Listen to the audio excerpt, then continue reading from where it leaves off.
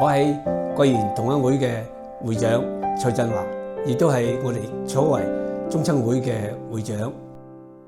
因為點咧？因為我嘅牙齒咧上邊基本咧已經爛晒啦，淨得3隻，所以食嘢咧就唔方便。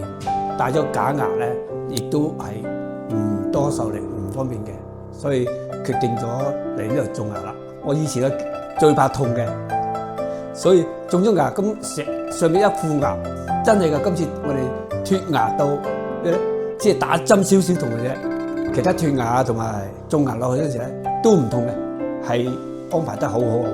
我上到嚟4樓咧，好客氣咁，好同我編嗰啲方案我做。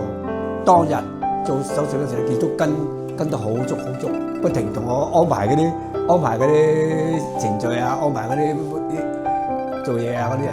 阿鍾 Sir 咧亦都係我一話過嚟咧，佢之前亦都同阿教授交代咗我嘅方案啊、研究啊。